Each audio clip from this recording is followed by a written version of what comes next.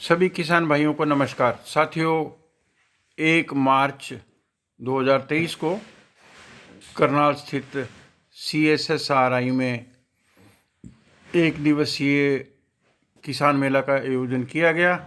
जो लेटेस्ट नई जो भी जानकारी आपसे ही मिलती है जी सारी। और नहीं, बस सबसे पहले आप डालते हो तो आपसे ही ले लेते हैं जी।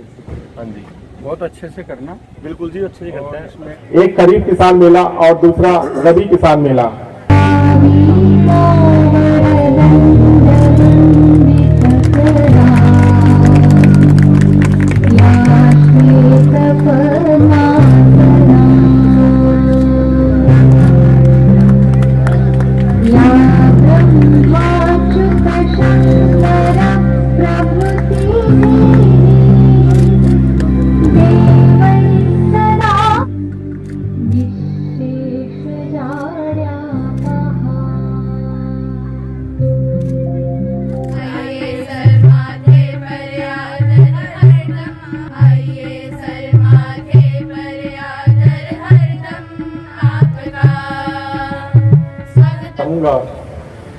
कि जिस जगह पे हम बैठे हैं 1969 में जब ये संस्थान यहाँ पे आया, बनाया गया, तो यहाँ पूरा नमक की ही चादर थी, एक नमक की लेयर थी।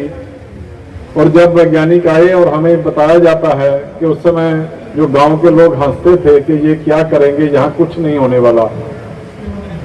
और आज ये जमीनें जो हैं बिल्कुल हमें नॉर्मल की तरह यील्ड देती हैं। और 5 टन हेक्टेयर की बात करें तो गेहूं की पैदावार होती है।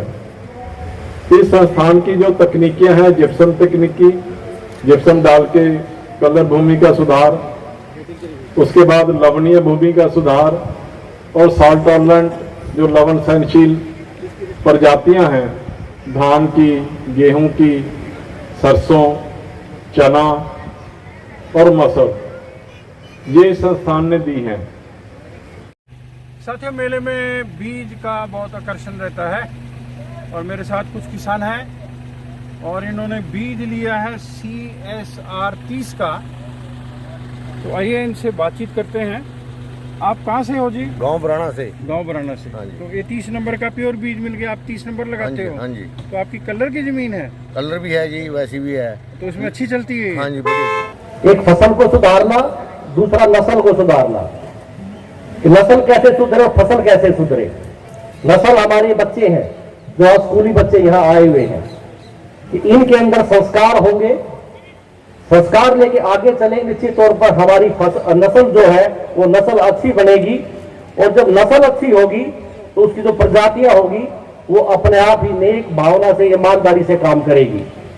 दूसरा हमारा फसल है, ये डॉक्टर साहब ने बताया कि ये कलर की जमीन होती थी, एक पौधा यहाँ लगाया और आज पूरे करनाल के अंदर 1 इंच भी लवणीय भूमि नहीं है।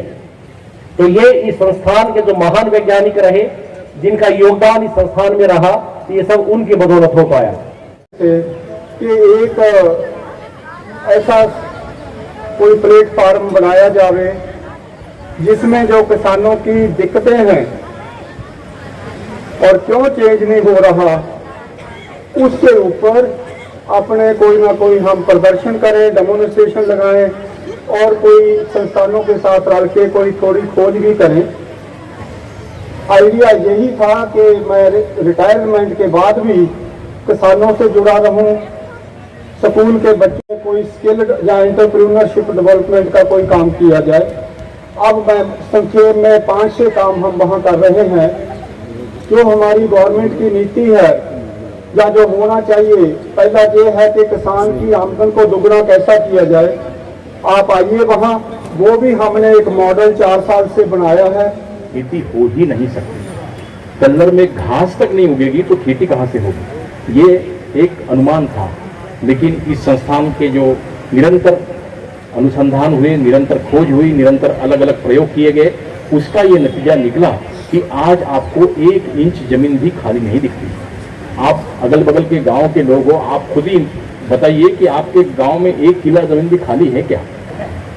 कोई जमीन खाली नहीं छोड़ना चाहता। महत्वपूर्ण योगदान है, चाहे वो जिप्सम की टेक्नोलॉजी थी, चाहे वो ड्रेनेज की टेक्नोलॉजी थी, चाहे वो हमने जो अलग अलग किस्म की वैरायटीज निकाली है जीरी की, कनक की या सरसों की, उन वेराइटीज की बात कर ले, चाहे जहाँ पानी जमा था उस जमे हुए पानी का सदुपयोग करके किस प्रकार हम खेती कर सकते हैं उसकी बात थी, चाहे फिर जो नमकीन पानी है, नमकीन पानी को अच्छे पानी में मिला करके कैसे हम खेती कर सकते हैं, इसके बहुत सारे मॉडल्स इस संस्थान ने आपको दिए हैं। मेला में करनाल, कुरुक्षेत्र, यमुनानगर, रतिया, पटियाला एवं अन्य जिलों के किसानों ने बढ़ चढ़ के भाग लिया और विशेषज्ञों द्वारा नवीनतम खेती पर जो जो बातें कहीं उनको बड़े गौर से सुना और प्रश्नोत्तरी भी हुई। विशेष रूप में संस्थान के वैज्ञानिक, पूर्व वैज्ञानिक जो अब दूसरे संस्थान के निर्देशक बनकर गए हैं, कि प्रेस से इंटरेक्ट कर रहा था मीटिंग से पहले, मुझे पूछा गया कि ये इस तरह के कार्यक्रम का उद्देश्य क्या है।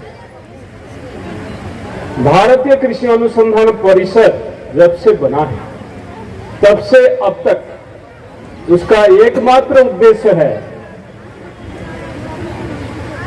किसान के साथ खड़ा रहना और जो भी उपलब्धि है, ज्ञान कौशल जो भी है, उसके बारे में किसानों को बताना, किसान भाई बहनों का हाथ पकड़कर सिखाते हुए, बताते हुए और किसानों से सीखते हुए, किसान भाई बहनों से सीखते हुए, किसान भाई बहनों का जो समाधान देने का तरीका है उससे सीखते हुए देश के खेती में परिवर्तन लाना और खेती में परिवर्तन लाते हुए देश को समृद्ध बनाना, ये भारतीय कृषि अनुसंधान परिषद का मुख्य लक्ष्य रहा है और इसी लक्ष्यों के साथ सारे संस्थान आगे चलते आए हैं और आगे भी चलेंगे। पर्यावरण का सेहत जब ठीक नहीं रहता है, टेम्परेचर राइज होता है। आप देखें टेम्परेचर बढ़ने से, तापमान बढ़ने से क्या हानि होता है गेहूं के फसल का। पिछले साल आप देखें और इस साल भी देखा जा रहा है कि टेम्परेचर बढ़ते जा रहा है, तापमान बढ़ रहा है। शाश्वत खेती के तरफ हम कैसे बढ़ सकते हैं, इसका विचार करने की आवश्यकता लगती है। क्योंकि डॉक्टर पीसी शर्मा जी ने जब जानकारी दे रहे थे वो संस्थान के बारे में, तो उन्होंने एक आंकड़ा बताया हम सब लोगों को। उन्होंने कहा कि हमारे देश में लगभग 67 लाख हेक्टेयर इतनी भूमि इस प्रकार की है, उसमें से 21 लाख का तो रिक्लेमेशन कर लिया।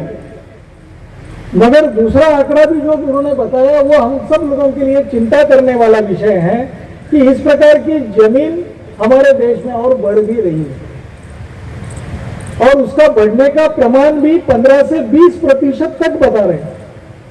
तो हम सब लोगों के लिए चिंता का विषय है। आज यहाँ की भूमि आबाद हो गई, हम सब लोगों के लिए बड़ा एक गौरव का विषय है। मगर ऐसी जमीन भी जो अनेक दिनों से उपजाऊ थी, उस प्रकार की जमीन अगर इस प्रकार से अगर बंजर हो रही होगी, कलर हो रही होगी, तो इसके बारे में हमको सोचकर हमारे खेती के पद्धति को भी हमको सोचने की आवश्यकता है। यह तो प्राकृतिक के कारण थी। यहाँ कोई उस समय पूर्वजों ने हमारे कोई रासायनिक खादों का उपयोग नहीं किया था, कारण की ऊसर भूमि या बंजर भूमि बन गई थी। मगर आज जो 15-20% बढ़ रही है, वो 15-20% बढ़ने का कारण क्या है, ये हमको गहराई में जाकर निश्चित रूप से ढूंढकर उसको ठीक करने की आवश्यकता है। अभी भी इस संदर्भ में बहुत बड़ा काम करने की आवश्यकता है और उस संदर्भ में हमारा ये जो संस्थान है सबके लिए बड़ा मार्गदर्शक बन सकता है। तनब श्री अमर सिंह गांव सरदार गुरबाज सिंह विर्क, तनब श्री रामस्वरूप गांव कटवाड़ जिला कैथल, श्री तरसेन सिंह कृपया मंच पे आज, वाइफ ऑफ बिरमल पाल गांव पुंडरक करनाल, हरियाणा सरकार का। अगले हमारे किसान हैं श्री गौरीश गोसाई जी, सन ऑफ श्री डी.के. गोसाई। श्री गौरीश गोसाई जी ये भी एक प्रगतिशील किसान है और ई मार्केटिंग के जरिए ये हमारी वैरायटी का जो हमारी सॉल्ट टॉलरेंट लवण सहनशील वैरायटी है धान गेहूं की, और एक जो सबको शुभकामनाएं। नमस्कार।